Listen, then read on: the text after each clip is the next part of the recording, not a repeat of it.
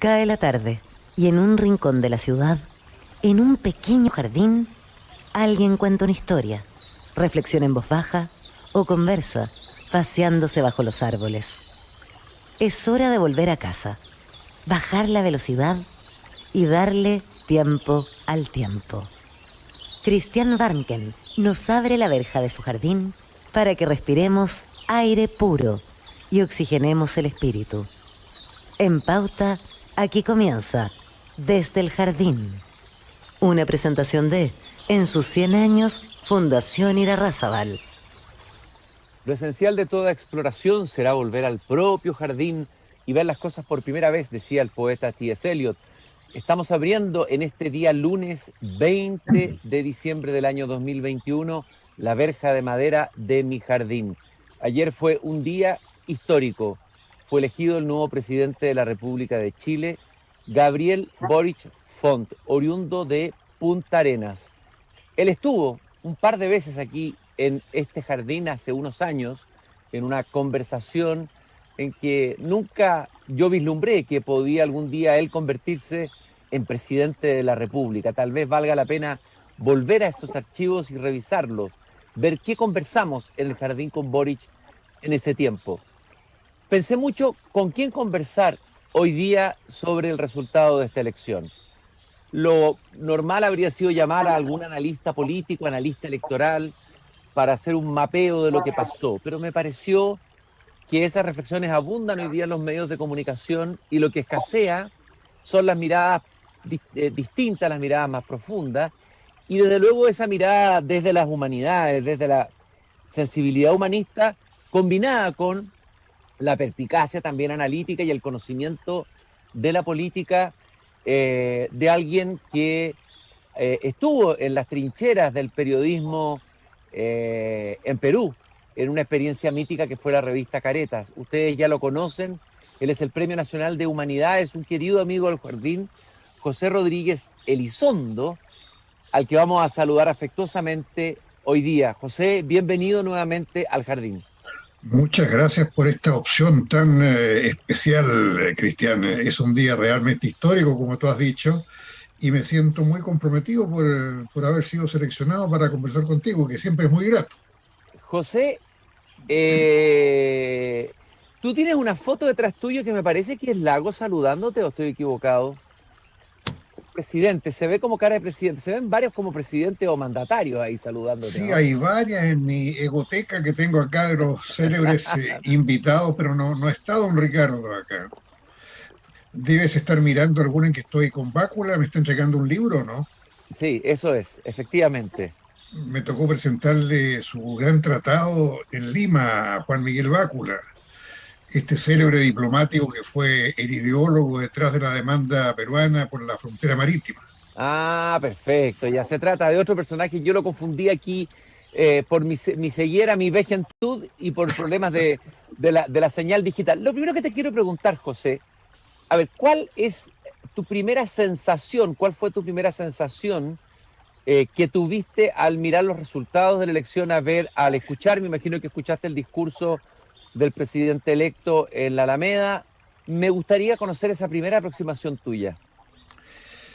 Bueno, mi primera aproximación fue de sorpresa por la diferencia, creo que en eso no me diferencio de nadie, ¿no? Fue muy grande la diferencia en votos. Me gustó la reacción de Kast, me gustó la reacción del presidente Piñera, y también me gustó parte del discurso del presidente electo cuando planteó una dicotomía entre la esperanza y el miedo.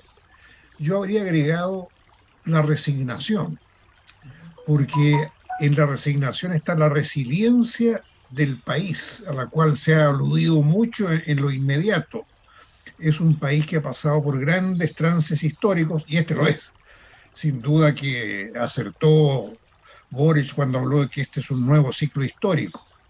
Y cada vez que nosotros inauguramos un ciclo histórico es bastante peliagudo. El último ciclo histórico o fue el golpe o fueron los 30 años de concertación o los 20 años, como quieran algunos, de concertación pura y dura. Así es que ahora tenemos un nuevo ciclo histórico que hay que examinarlo con lupa. José, y si tú tuvieras que compararlo con el inicio de un nuevo ciclo histórico, ¿con qué lo compararías? ¿Boric ayer en la Alameda, Allende en la Alameda reconociendo su triunfo o Elwin asumiendo el mando de la presidencia? Yo percibí una emoción parecida a la que se vivió en la Alameda frente a la Federación de Estudiantes en 1970. Yo estaba ahí. Y también Boris fue intencional en aludir, en evocar algunos párrafos, alguna semántica de Allende, sobre todo al final, cuando Allende dijo váyanse tranquilos a sus casas con la alegría de la victoria. Algo muy parecido dijo Boris anoche. Y claro, también tuvo una evocación de Patricio Elwin cuando nos confirmó, nos anunció o nos advirtió que esta era una victoria para todos o debía serlo, y ahí está la esperanza, porque él quiere ser un presidente para todos los chilenos. Ahí entonces hubo dos evocaciones a dos presidentes que están en nuestra historia en forma muy marcada. José, me imagino que para ti que estuviste ahí en ese acto histórico, que viviste todo el proceso del gobierno de Allende, que viviste la derrota, que viviste el exilio, a ver, ¿qué sentimientos se aparecieron dentro tuyo ayer? ¿Tuviste miedo? ¿Tuviste nostalgia? ¿Qué te pasó?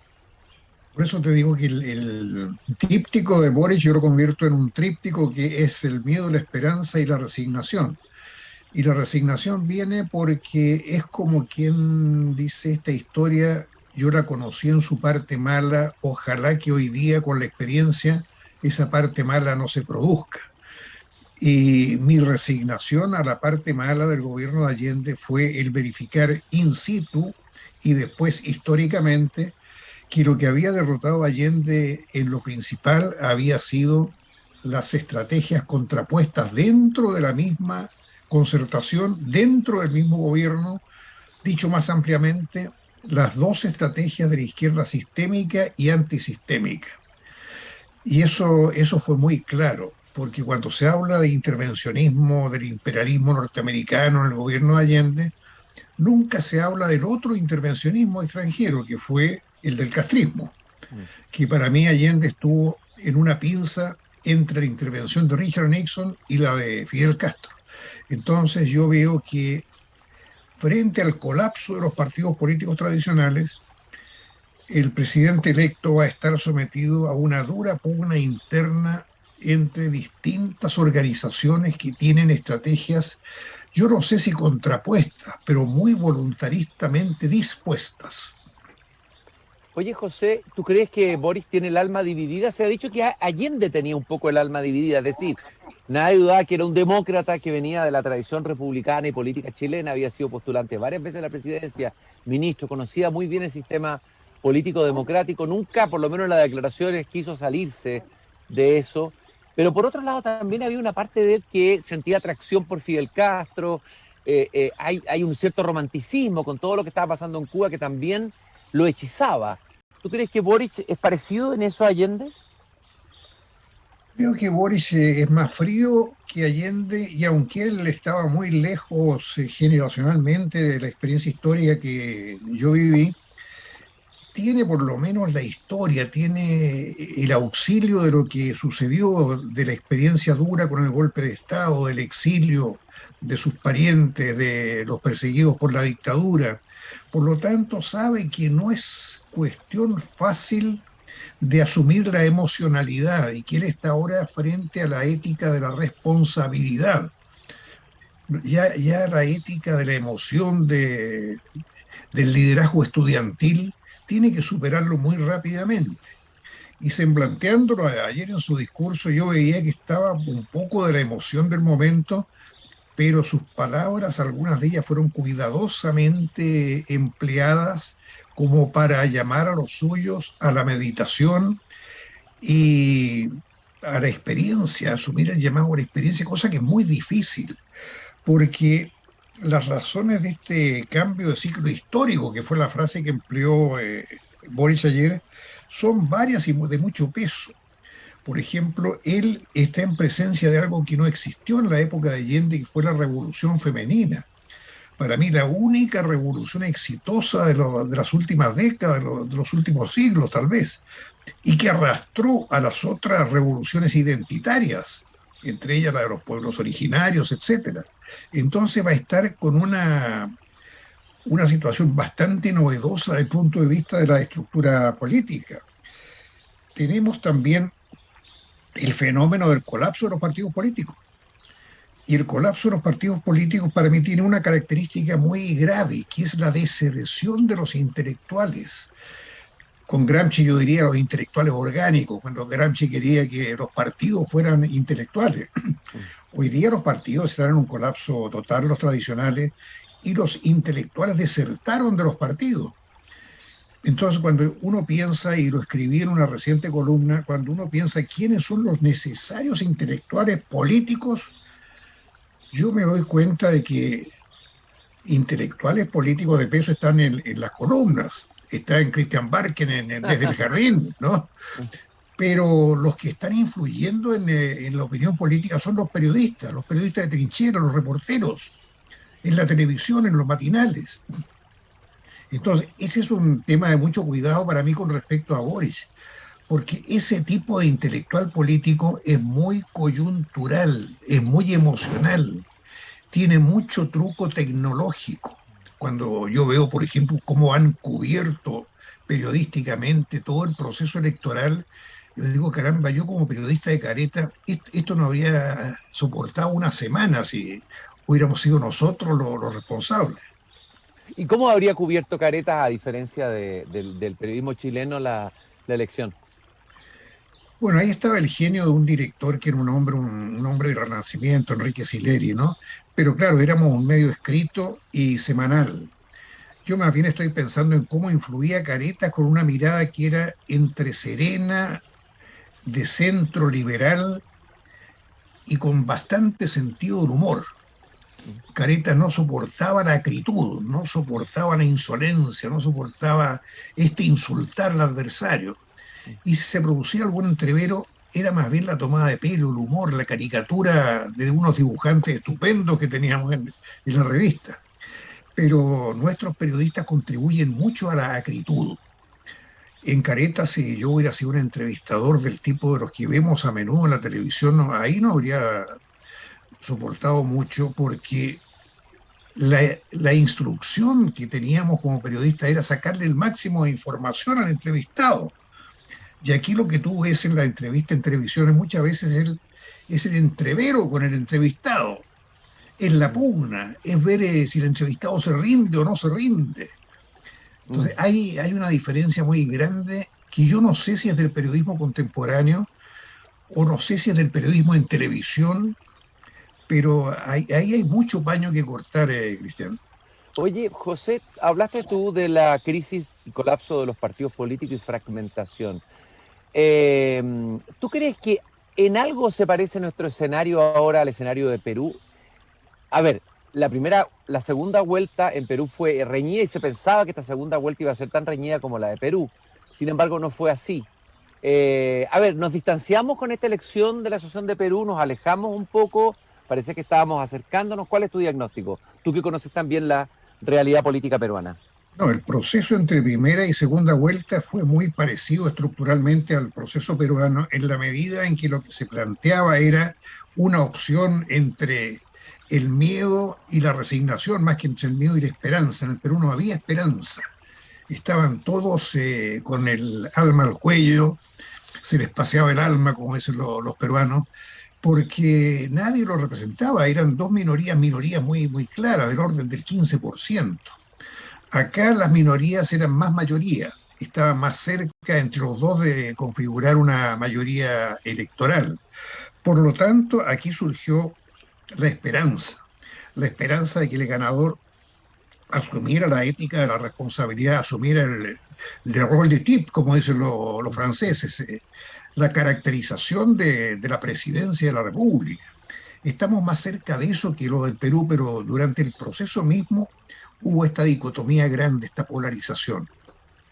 Tú hablaste, en una de las respuestas que me diste por ahí, hablaste de cómo en la década del 70 y en el gobierno de Allende hubo una intervención de lado y lado. Y te quiero preguntar un poco cómo, a ver, si tú crees que puede haber intervención en Chile, que puede haber presencia, y algunos que han levantado los fantasmas de presencia venezolana o cubana en la política chilena en forma, por supuesto, no invisible, digamos, pero ¿cómo ves el contexto geopolítico latinoamericano? ¿Cómo ves la relación con el famoso Grupo de Puebla, con este socialismo del siglo XXI que se ha articulado en Latinoamérica, Boric con ellos, Chile con ellos? A ver, ¿cómo ves la elección de Chile en el contexto más global de Latinoamérica? Esa es una tremenda pregunta que yo como internacionalista o presunto internacionalista me la he hecho desde el principio. Uh-huh. Yo advertí desde el principio en mis textos que esto de la plurinacionalidad era muy peligroso, porque una cosa es concebir la plurinacionalidad como multiculturalidad, como respeto a las tradiciones, a los derechos principales de los pueblos originarios, y otra es concebirlo como una fragmentación del Estado Nacional. Y esa fragmentación del Estado Nacional va en contra directa del soft power, del poder blando de Chile, que le ha dado prestigio.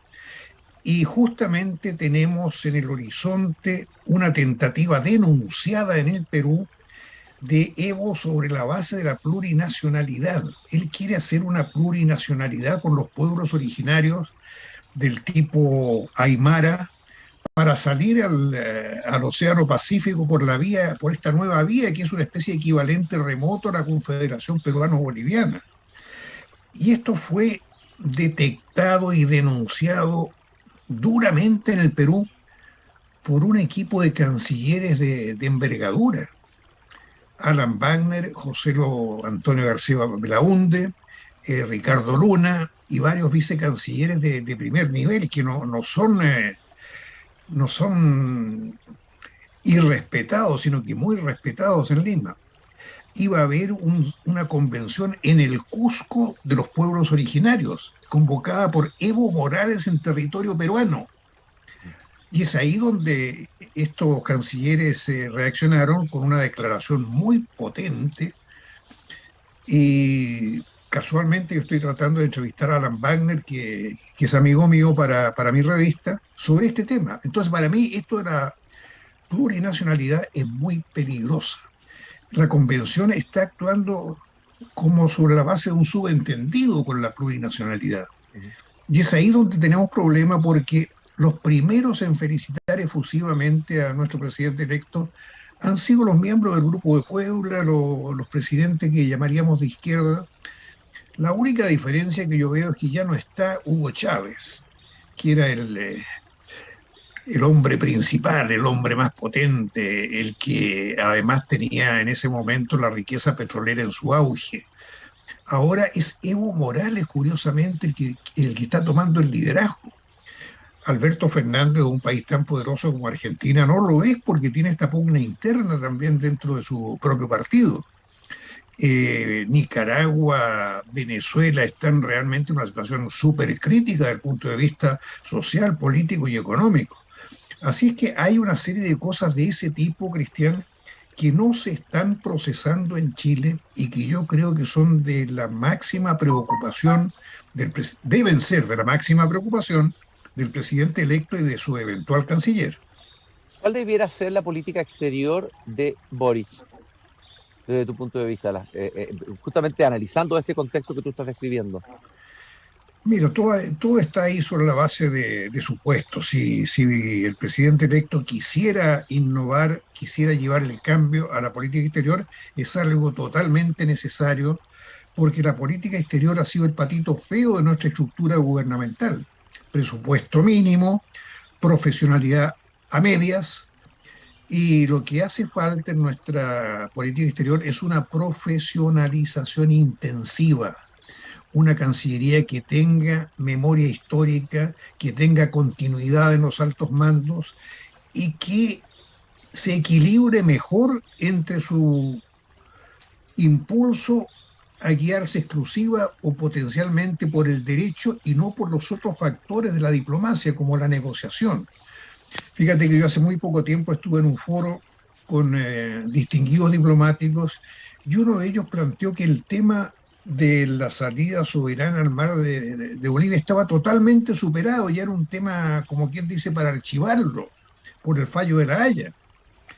Bueno, yo lo contradije dulcemente ahí porque me pareció y lo he sostenido que ese tema no va a acabar mientras esté un expresidente tan potente como Evo Morales y un presidente que no va a querer sacar esto del alma nacional.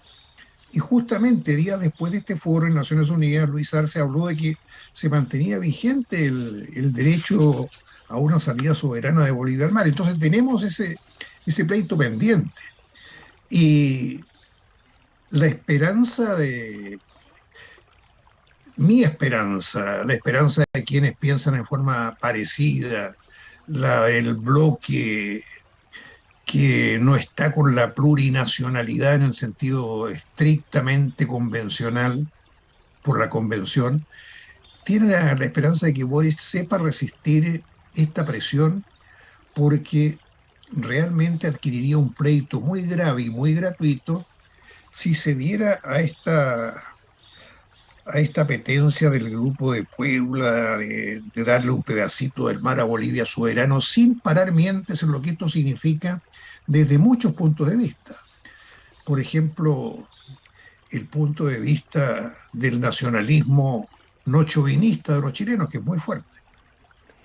Tú, de alguna manera, estás, no sé si, bueno, insinuando, diciendo claramente que el nuevo líder de este llamado, así lo han llamado ellos, socialismo del siglo XXI, ya no sería un venezolano ni un cubano, sino que sería Evo Morales. O sea, él ocuparía el lugar que tuvo Hugo Chávez en este escenario. Está tratando. ¿Mm? Una cosa es quererlo y otra cosa es poderlo, pero Evo Morales está tratando. El gran problema que tiene Evo Morales es que tiene la opinión interna muy dividida. ¿Mm? Tiene un presidente que no es poca cosa. Luis Arce es un líder boliviano de bastante envergadura y ya se está produciendo en Bolivia esto de quién manda más aquí en Bolivia, o el presidente Arce o el expresidente Evo Morales. Entonces, no es fácil. Un solo dato, Cristian, la reunión del Cusco convocada en territorio peruano por Evo Morales debió suspenderse. Uh-huh. O sea, Pedro Castillo, con quien seguramente estaba en conversaciones para haberla realizado, por motivos sanitarios dijo que no se iba a realizar. Oye, José, si tú tuvieras que aconsejar al presidente electo en la conformación de su gabinete, particularmente en Cancillería, dentro de lo que uno ve como posibles disponibles que pudiera tener o alguna figura independiente o del Frente Amplio, del PC, no creo que le propongas un canciller. ¿A quién propondrías tú? ¿En qué figuras pensarías como posibles cancilleres que dieran, así como se dice que Hacienda es muy importante, que el ministro de Interior, el ministro de Interior que designe también va a ser importante de las señales tanto al mercado financiero, para bajar el tema de la incertidumbre política, etcétera? ¿Qué canciller daría signos de que Boric está actuando correctamente, en una línea prudente, en una línea de continuidad con una cierta tradición en Chile? Si te lo propongo, lo quemo. Más vale no proponer nombres en esta cartera que es muy, muy sensible. Es mucho más fácil decirlo en economía, donde los datos son duros, donde hay que hacer frente a lo que ya se está produciendo, que es el temor de las inversiones, la subida del dólar, la tasa de inflación. ¿Qué le pasó a Castillo en el Perú, que nombró un canciller que le renunció frente a las presiones, pero que lo tuvo que volver a nombrar porque era el único que daba confianza al sector económico, que era Pedro Franque? Y ahí tienes tú la paradoja. Él nombró un canciller que era un ex guerrillero, Héctor Béjar, y tuvo que sacarlo a los 10 días. José, ¿cuál sería el perfil del canciller? Si ya no puedes dar el nombre, las características de este canciller para esta nueva etapa.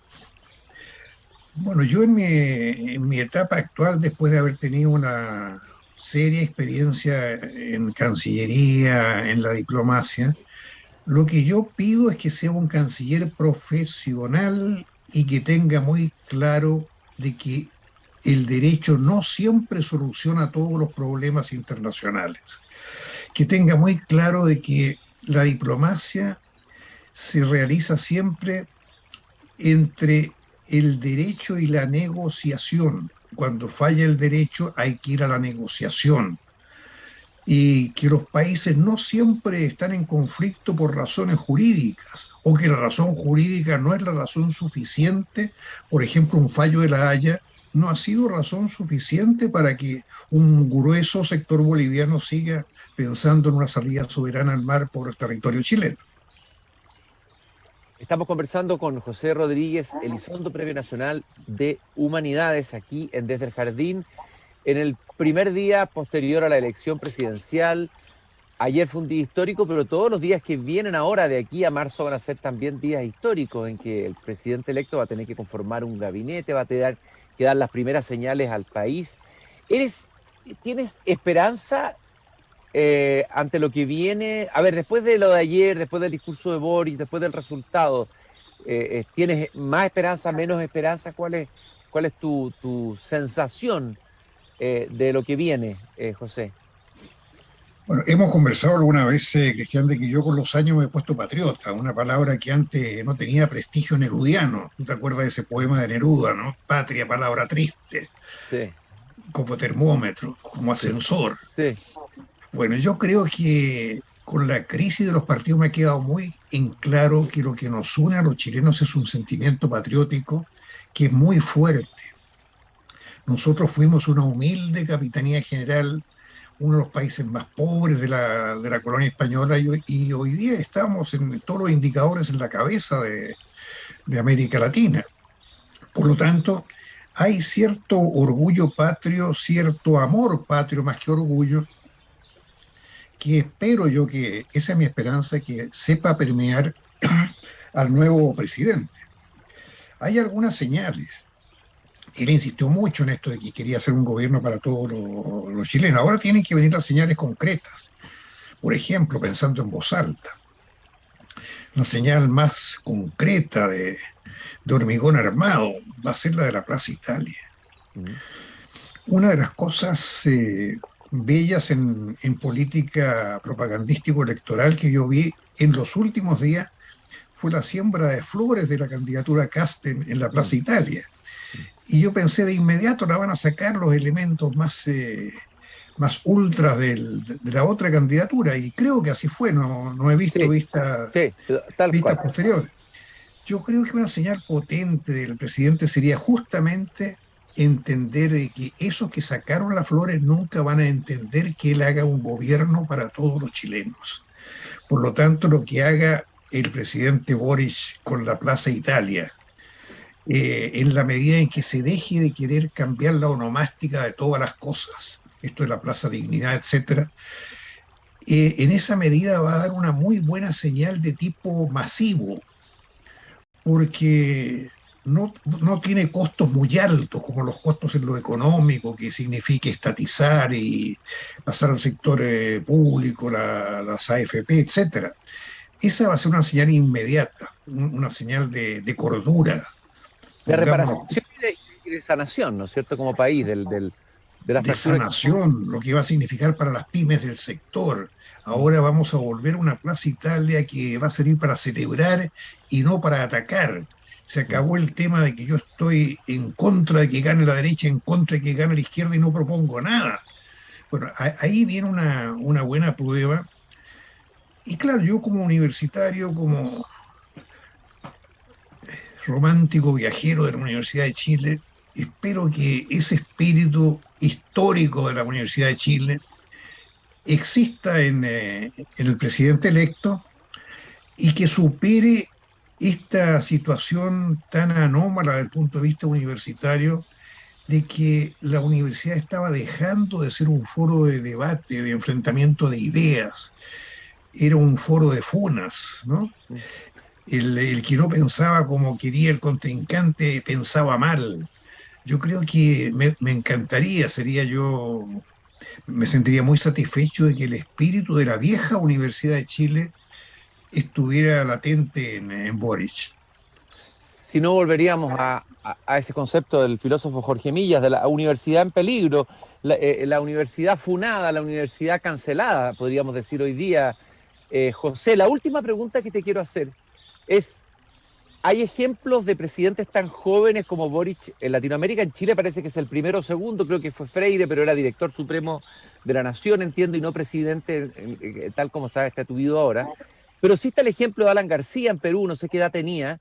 A ver, presidentes jóvenes en Latinoamérica, experiencia con eso, ¿qué ha pasado con eso? ¿Cuál es tu mirada de eso? Creo que fue Alan García y tengo una anécdota muy indicativa de la juventud de Alan García. Alan García todavía no cumplía los 35 años prescriptivos para ser candidato, pero los iba a cumplir. Yo estaba en Caracas entrevistando a Carlos Andrés Pérez para la toma de posesión de Lucinchi, que era de su mismo partido. Y en un momento le pregunto a Carlos Andrés sobre su amigo Alan García, que eran compadres, era padrino de uno de sus hijos, Carlos Andrés Pérez. Y yo le digo, bueno, en Lima, en el Perú, va a candidatearse su compadre Alan García. Y él me dice muy serio, él es un tipo muy inteligente, me dice, pero yo le he aconsejado que esta no es su oportunidad, él no debe postular ahora. ¿Ya? Yo siempre pensé que si le hubiera hecho caso a Alan García, él estaba esperando su cumpleaños para postularnos. Pero, a ver, pero la edad le jugó en contra, la inmadurez política le jugó en contra a la García de su primer gobierno. Absolutamente, porque él era un joven muy audaz, quería superar todas las marcas y fue un primer gobierno desastroso, una inflación del orden del 2000-3000%. Fue la primera vez que yo viví la hiperinflación desatada. Yo la había vivido con Frei Montalva, con Allende, pero la inflación que viví con Alan García fue espectacular. Entonces ahí vino un momento muy terrible para los peruanos porque no hubo golpe. Yo lo conversé con algunos militares como periodista en la época, porque no querían convertirlo en Marte, porque si daban el golpe lo tenían como presidente dentro de poco tiempo más. Era muy joven, me dijeron. Y tenían además la experiencia con Belaúnde, que ellos le habían dado un golpe a Belaúnde y había vuelto como presidente elegido democráticamente. Entonces fue un desastroso gobierno de un presidente joven y además que tenía muchas calificaciones. O sea, Alan García era un tipo con estudio de abogado, con estudio de posgrado y fracasó por el ímpetu de su juventud. Bueno, estos son antecedentes históricos que espero los tenga nuestro presidente electo, aunque yo sé que quien está en cargos como eso tiene muy poco tiempo para estudiar, muy poco tiempo para documentarse. Más bien necesita asesores intelectuales de peso, que yo no sé si están disponibles en Chile, porque, como te decía, los intelectuales políticos de peso son ustedes, son los columnistas. Por último, José, quería preguntarte muy rápidamente, porque ya estamos excedidos en el tiempo, ¿estás en algún plan de escritura? ¿Estás escribiendo algún libro? ¿Qué es lo que viene ahora? Estoy tratando de meterme en el segundo tomo de las memorias. Del día que me mataron, a un segundo tomo que se llama Resucitando o algo por el estilo. Esperaremos ese libro con mucho interés para poder invitarte. Vamos a buscar cualquier excusa para invitarte, porque siempre es un gusto, un agrado conversar contigo, José. Muchas gracias por haber estado en esta tarde histórica, un día después, casi menos de 24 horas después de que se supo el primer resultado claro en la elección de ayer, con un nuevo presidente electo y con un escenario político inédito en la historia del país. Muchas gracias, José. Un abrazo muy grande en este día. Un abrazo para ti, como siempre, muy grato estar contigo, Cristian. Chao. Cerramos la verja de nuestro jardín. Los invitamos mañana nuevamente a las 8 de la tarde a escucharnos en Pauta, a vernos en pauta.cl, también a escucharnos en Spotify. Saludos a Antofagasta, Viña del Mar, Valparaíso, Temuco, a todos los radiovidentes que nos están escuchando. Y no se olviden la frase que siempre comparto con ustedes al terminar esta emisión, la que está al final del Cándido de Voltaire. Hay que cultivar el propio jardín. Hasta mañana.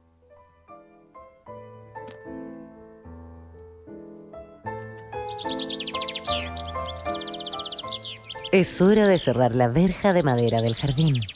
Pero Christian Warnken la volverá a abrir todos los días de lunes a viernes a las 20 horas en Radio Pauta, cuando comience de nuevo Desde el Jardín. Una presentación de, en sus 100 años, Fundación Irarrázaval.